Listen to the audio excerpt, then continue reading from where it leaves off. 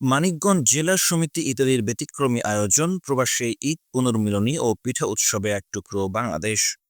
Italy থেকে শাহীন খলিল কাউসারের পাঠানো প্রতিবেদনে থাকছে বিস্তারিত।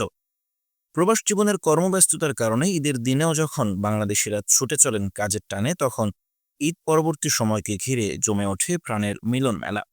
ঠিক তেমনি ইতালির রাজধানী রোমের কাসিয়ার পার্কে আয়োজন করা হয় এক ব্যতিক্রমধর্মী ঈদ পুনর্মিলনী ও বাংলা নববর্ষ উপলক্ষে পিঠা উৎসব। এই আয়োজনে প্রবাসী বাংলাদেশিরা মিলিত হন আনন্দের এক অসাধারণ পরিবেশে, যেখানে প্রাণের ছোঁয়ায় ফুটে ওঠে এক টুকরো বাংলাদেশ। মানিকগঞ্জ জেলা সমিতি ইত্যাদির উদ্যোগে আয়োজিত এই অনুষ্ঠানটি শুরু থেকেই ছিল আনন্দ ঘন। পার্কের একদিকে সাজানো হয় হরেক রকমের দেশীয় খাবার ও পাহাড়ি পিঠার স্টল, অন্যদিকে চলে মহিলাদের এবং শিশুদের জন্য বিভিন্ন ক্রীড়া প্রতিযোগিতা। বয়স ভেদে সবাই মেতে ওঠে খোশ গল্প আর স্মৃতিচারণায়। দূর থেকে তাকালেই মনে হচ্ছিল যেন প্রবাসের বুকে ছোট্ট এক বাংলাদেশি গ্রাম। অনুষ্ঠানে সভাপতিত্ব করেন সমিতির ভারপ্রাপ্ত সভাপতি বশির উদ্দিন এবং সুন্দর সঞ্চালনা ও পরিচালনায় ছিলেন সাইফুল ইসলাম ব্যাপারী।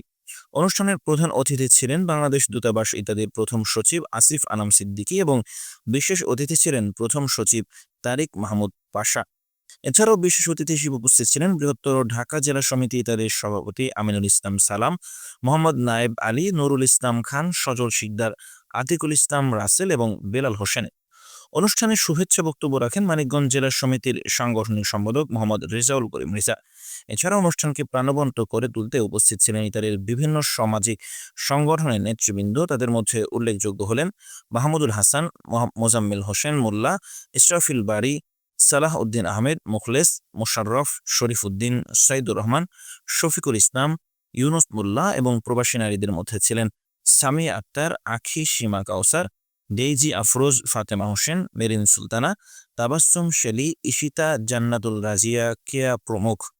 অনুষ্ঠানের অন্যতম আকর্ষণ ছিল পিঠা প্রতিযোগিতা। মনোমুগ্ধকর পিঠার স্বাদ ও সৃজনশীল উপস্থাপনার মাধ্যমে প্রতিযোগীরা দর্শকদের মুগ্ধ করেন। শেষে পিঠা প্রতিযোগিতার বিজয়ীদের হাতে পুরস্কার তুলে দেওয়া হয়। দিনভর চলা এই আয়োজনে প্রবাসীরা আনন্দে ভাসলেন, নিজেদের সংস্কৃতি ও ঐতিহ্যের মাঝে ফিরে পেলেন আপন ভুবনের উষ্ণতা। এই আয়োজনে প্রমাণিত হলো প্রবাসে থেকেও হৃদয়ে বহন করা যায় বাংলাদেশের স্নিগ্ধ ছায়া।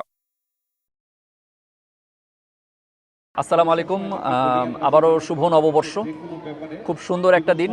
মানিকগঞ্জ জেলা সমিতি আয়োজিত আজকের যে ঈদ পুনর্মিলনী এবং পিঠা উৎসব, আমি মনে করি যে আমাদের প্রবাসী যারা এখানে উপস্থিত হয়েছেন প্রত্যেকেই অত্যন্ত সুন্দরভাবে উপভোগ করছেন। খুব সুন্দর একটি আয়োজন এবং আমি যেটা দেখলাম যে এখানে প্রায় 30টারও অধিক আপনার বিভিন্ন ধরনের পিঠা রয়েছে, ডিসপ্লে হয়েছে। যারা এখানে উপস্থিত হয়েছেন উপভোগ করছেন এবং আমাদের প্রবাসী যারা রয়েছে তাদের আসলে সারাদিনের ক্লান্তি বা সারা সপ্তাহের ক্লান্তি দূর করতে এই ধরনের অনুষ্ঠানগুলো খুবই ভালো আয়োজন।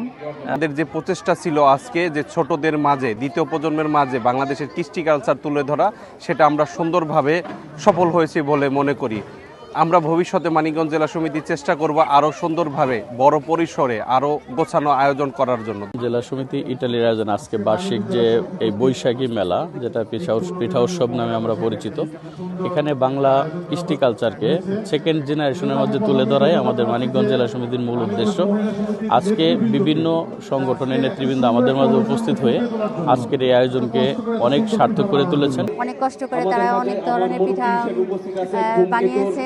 আমার পক্ষ থেকে অনেক ধন্যবাদ। চাই এরকম মানিকগঞ্জ জেলা সমিতি প্রতি বছর এরকম একটা করে আয়োজন করুক, আমাদের মাঝে সুন্দর বাংলা সংস্কৃতি তুলে ধরুক। সবার কাছে এটা অনুরোধ রইল।